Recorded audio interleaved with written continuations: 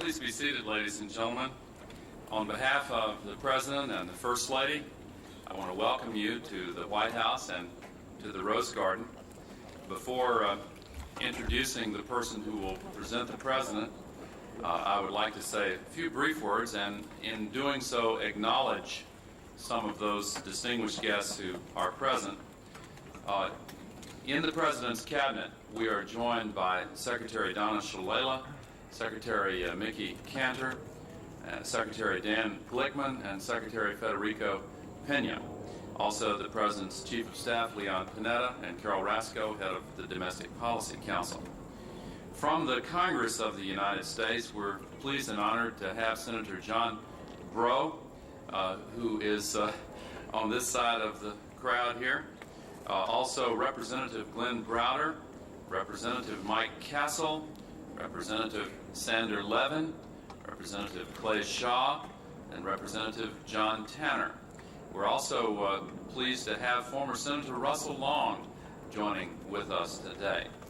From the state houses of our nation, we're honored to be joined by Governor Roy Romer and Governor Tom Carper and Governor Bob Miller and Governor Gaston Caperton, all four of whom have worked tirelessly on this issue. And here on stage with the President, in addition to Lily Hardin, who I will present in just a moment, and incidentally, Lily Hardin's daughters, Sharonda and Shanika, are seated next to the First Lady here. We also have Penelope Howard and Janet Farrell. All three of these individuals have lived lives that illustrate why the country must take the step that we're taking with the President's signature today. The President will sign a welfare reform bill and make it law, one that reinforces such core American values as work, family, individual responsibility, and community. If we want to fulfill the promise of this bill, government must do its part by expanding opportunity so that those on welfare can enter the mainstream of American life. And those who want to escape poverty must do theirs by exercising personal responsibility and working hard. We all know how we have come to this point. The current welfare system is broken and is in desperate need of repair.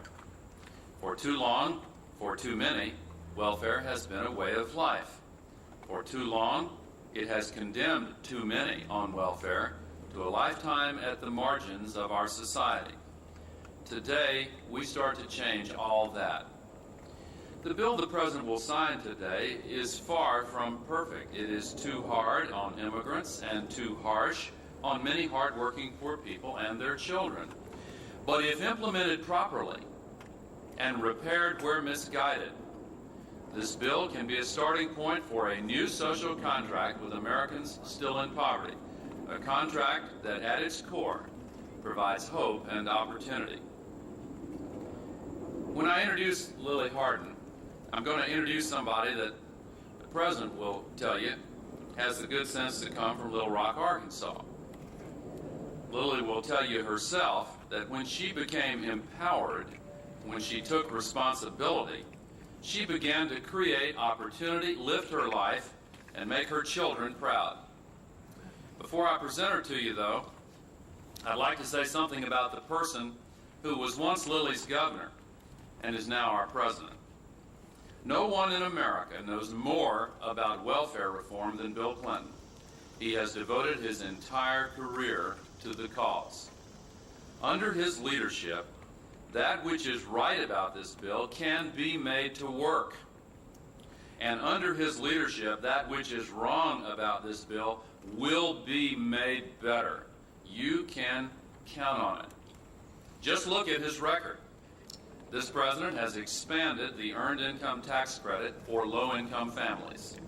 He has said loudly and clearly, if you owe child support, you can run, but you cannot hide. We will find you. And because of that commitment, we've already increased child support collections in this country by 40%. Today, 3 out of every 4 AFDC recipients are covered by this president's reforms. And most important, over 1 million people have moved from welfare to work and stayed there since the day Bill Clinton took office. Now it's my pleasure to introduce one woman who has made this transition from dependence to dignity, from welfare to work. Ladies and gentlemen, join me in welcoming Lillie Harden.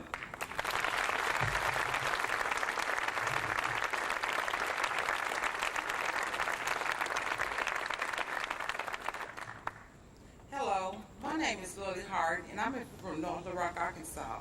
I am here today to talk about how much getting off assistance and getting a job meant to me and my children's, and how proud I am of my family, what my family has accomplished.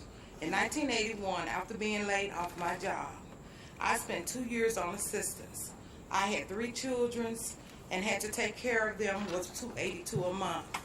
It was my son, Carlton, who really pushed me to get back to work.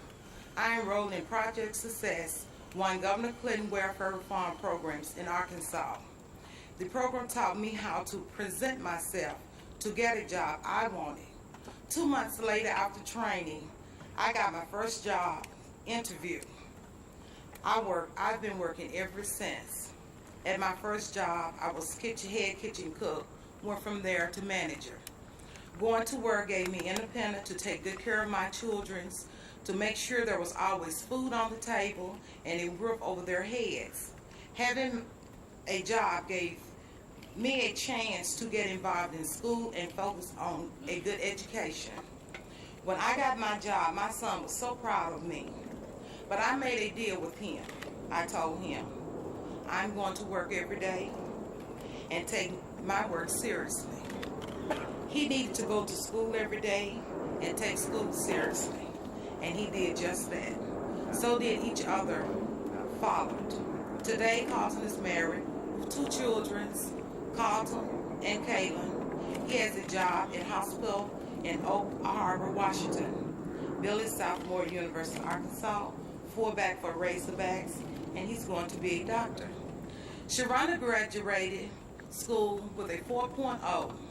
She's named sophomore at University of Arkansas, Pine Bluff, studying to be a computer system engineer. Shanika, my youngest, is in the 4th grade at Boone Park Elementary, and she's been on honor roll every year, just like her big sister was. I'm so proud of them. And I want to introduce to everyone, I first met 10 years ago, the man who started my success and beginning of my children's future, the President of the United States, Bill Clinton.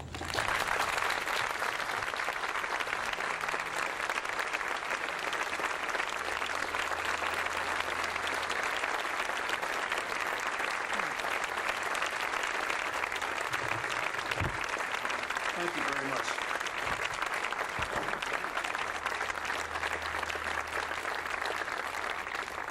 Thank you very much. Lillie, thank you. Thank you, Mr. Vice President, members of the Cabinet, all the members of Congress who are here, thank you very much. I'd like to say to Congressman Castle, I'm especially glad to see you here because 8 years ago, about this time, when you were the governor of Delaware and Governor Carper was the congressman from Delaware, you and I were together at a signing like this. Thank you, Senator Long, for coming here. Thank you, Governors Romer, Carper, Miller, and Caperton. I'd also like to thank Penelope Howard and Janet Farrell for coming here. They too have worked their way from welfare to independence. We're honored to have them here. I'd like to thank all the people who worked on this bill and who have been introduced from our staff and cabinet, but I'd also like to especially thank Bruce Reed, who did a lot to do with working on the final compromises of this bill. I thank him. Lillie Harden was up there talking, and I want to tell you how she happens to be here today. 10 years ago, Governor Castle and I were asked to co-chair a governor's task force on welfare reform. And we were asked to work together on it, and when we met at Hilton Head in South Carolina, we had a little panel, and 41 governors showed up to listen to people who were on welfare from several states. So I asked Carol Rasco to find me somebody from our state who had been in one of our welfare reform programs and had gone to work. And she found Lily Hardin, and Lily showed up at the program. And I was conducting this meeting, and I committed a mistake that they always tell lawyers never to do. Never ask a question you do not know the answer to. But she was doing so well talking about it, as you saw how well spoken she was today. And I said, Lily, what's the best thing about being off welfare? And she looked me straight in the eye and said, when my boy goes to school and they say, what does your mama do for a living? He can give an answer. I have never forgotten that.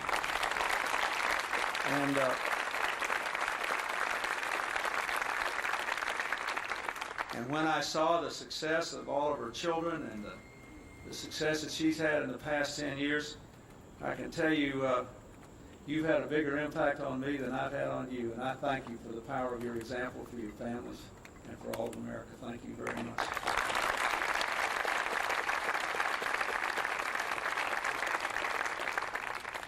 What we are trying to do today is to overcome the flaws of the welfare system for the people who are trapped on it.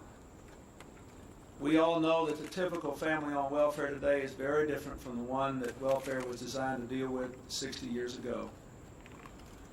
We all know that there are a lot of good people on welfare who just get off of it in the ordinary course of business, but that a significant number of people are trapped on welfare for a very long time, exiling them from the entire community of work that gives structure to our lives. Nearly 30 years ago, Robert Kennedy said, work is the meaning of what this country is all about. We need it as individuals, we need to sense it in our fellow citizens, and we need it as a society and as a people. He was right then, and it's right now. From now on, our nation's answer to this great social challenge will no longer be a never-ending cycle of welfare. It will be the dignity, the power, and the ethic of work. Today we are taking an historic chance to make welfare what it was meant to be, a second chance, not a way of life. The bill I am about to sign, as I have said many times, is far from perfect, but it has come a very long way. Congress sent me 2 previous bills that I strongly believe failed to protect our children and did too little to move people from welfare to work. I vetoed both of them. This bill had broad bipartisan support and is much, much better on both counts. The new bill restores America's basic bargain of providing opportunity and demanding in return responsibility. It provides $14 billion for child care, $4 billion more than the present law does. It is good because without the assurance of child care, it's all but impossible for a mother with young children to go to work. It requires states to maintain their own spending on welfare reform and gives them powerful performance incentives to place more people on welfare in jobs. It gives states the capacity to create jobs by taking money now used for welfare checks and giving it to employers as subsidies, as incentives to hire people. This bill will help people to go to work so they can stop drawing a welfare check and start drawing a paycheck. It's also better for children. It preserves the national safety net of food stamps and school lunches. It drops the deep cuts and the devastating changes in child protection, adoption, and help for disabled children. It preserves the national guarantee of health care for poor children, the disabled, the elderly, and people on welfare, the most important preservation of all. It includes the tough child support enforcement measures that, as far as I know, every member of Congress and everybody in the administration and every thinking person in the country has supported for more than 2 years now. It's the most sweeping crackdown on deadbeat parents in history. We have succeeded in increasing child support collection 40%, but over a third of the cases involved where there's delinquencies involve people who cross state lines. For a lot of women and children, the only reason they're on welfare today, the only reason, is that the father up and walked away. when he could have made a contribution to the welfare of the children. That is wrong. If every parent paid the child support that he or she owes legally today, we could move 800,000 women and children off welfare immediately. With this bill, we say if you don't pay the child support you owe, we'll garnish your wages, take away your driver's license, track you across state lines, if necessary, make you work off what you pay, what you owe. It is a good thing, and it will help dramatically to reduce welfare, increase independence, and reinforce parental responsibility.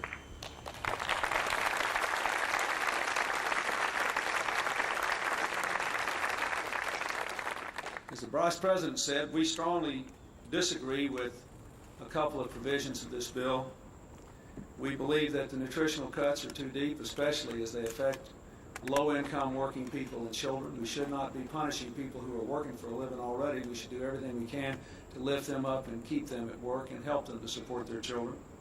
We also believe that the congressional leadership insisted on cuts in programs for legal immigrants that are far too deep.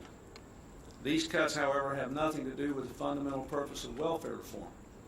I signed this bill because this is a historic chance where Republicans and Democrats got together and said, we're going to take this historic chance to try to recreate the nation's social bargain with the poor.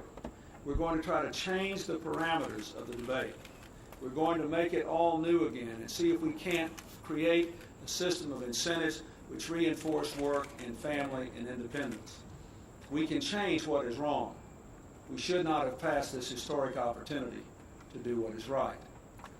And so I want to ask all of you, without regard to party, to think through the implications of these other non-welfare issues on the American people, and let's work together in good spirits and good faith to remedy what is wrong. We can balance the budget without these cuts, but let's not obscure the fundamental purpose of the welfare provisions of this legislation, which are good and solid and which could give us at least the chance to end the terrible, almost physical isolation of huge numbers of poor people and their children from the rest of mainstream America. We have to do that.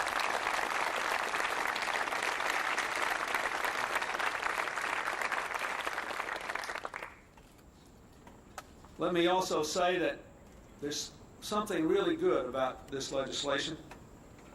When I sign it, we all have to start again. And this becomes everybody's responsibility. After I sign my name to this bill, welfare will no longer be a political issue. The two parties cannot attack each other over it. Politicians cannot attack poor people over it. There are no encrusted habits, systems, and failures that can be laid at the foot of someone else. We have to begin again. This is not the end of welfare reform. This is the beginning. And we have to all assume responsibility.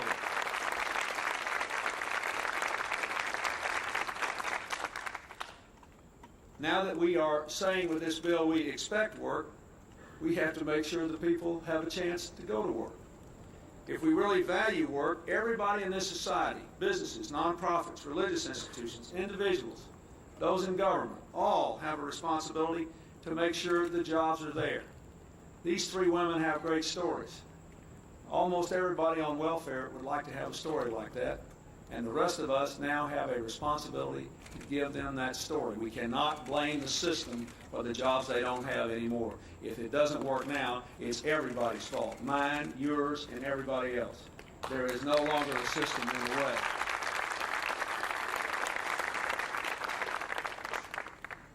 I've worked hard over the past 4 years to create jobs and to steer investment into places where there are large numbers of people on welfare because there's been no economic recovery. That's what the Empowerment Zone program was all about. That's what the Community Development Bank Initiative was all about. That's what our Urban Brownfield Cleanup Initiative was all about, trying to give people the means to make a living in areas that have been left behind. I think we have to do more here in Washington to do that, and I'll have more to say about that later. But let me say again, we have to build a new work and family system. And this is everybody's responsibility now. The people on welfare are people just like these three people we honor here today and their families. They are human beings. And we owe it to all of them to give them a chance to come back. I talked the other day when the Vice President and I went down to Tennessee. And we were working with Congressman Tanner's district. We were working on a church that had burned. And there was a pastor there from a church in North Carolina that brought a group of his people in to work. And he started asking me about welfare reform. And I started telling him about it. And I said, you know what you ought to do? You ought to go tell Governor Hunt that you'd hire somebody on welfare to work in your church. If he'd give you the welfare check as a wage supplement, you'd double their pay, and you'd keep them employed for a year or so and see if you couldn't train them and help their families, see if their kids were all right. I said, would you do that? He said, in a heartbeat. I think there are people all over America like that. I think there are people all over America like that. That's what I want all of you to be thinking about today. What are we going to do now? This is not over. This is just beginning. The Congress deserves our thanks for creating a new reality, but we have to fill in the blanks. The governor's asked for this responsibility. Now they got to live up to it. There are mayors that have responsibilities, county officials that have responsibilities. Every employer in this country that ever made a disparaging remark about the welfare system needs to think about whether he or she should now hire somebody from welfare and go to work, go to the state and say, okay, you give me the check, I'll use it as an income supplement, I'll train these people, I'll help them to start their lives, and we'll go forward from here. Every single person needs to be thinking. Every person in America tonight who sees a report of this, who's ever said a disparaging word about the welfare system, should now say, okay, that's gone. What is my responsibility to make it better?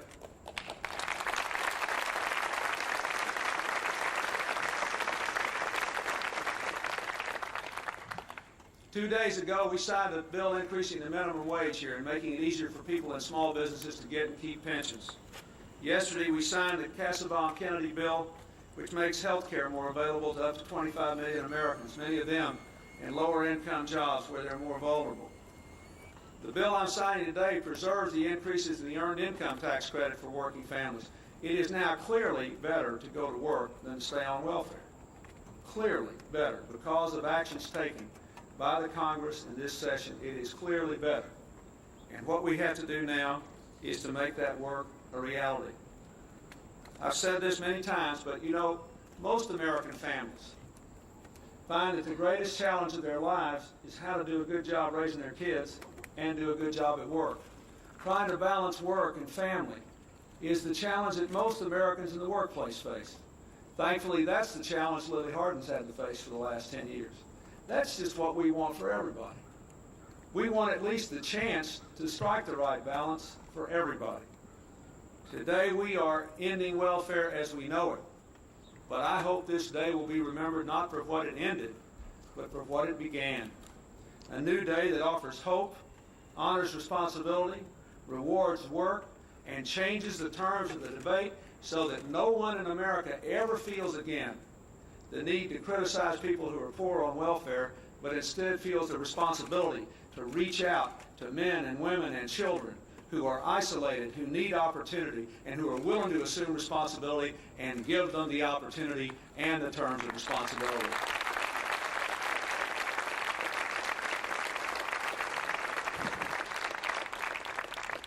Now I'd like to ask Penelope Howard, Janet Farrell, Lily Harden, the governors and the members of Congress from both parties who are here to come up and join me as I sign the welfare reform bill. Mr. President, before you sign the bill, could you tell us whether you think it's right to regulate tobacco or nicotine as a drug? I signed that bill first.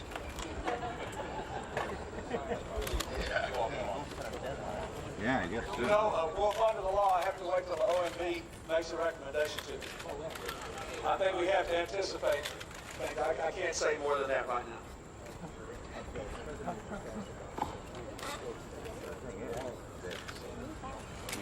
He does the worst in the world by responding.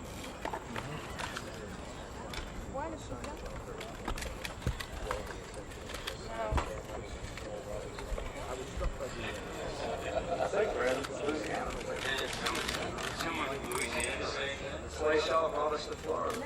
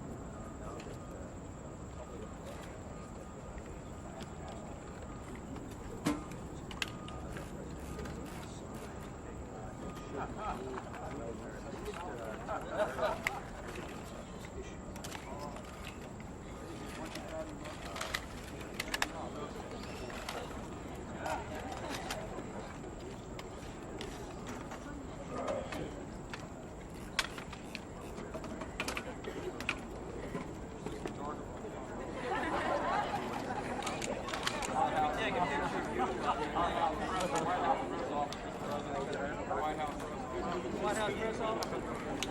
It's a high-class photographer. Where's your press pass now?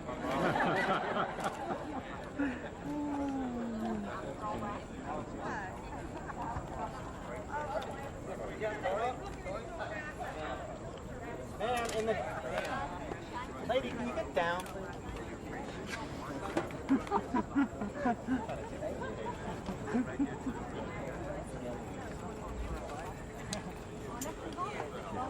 Once again, trample the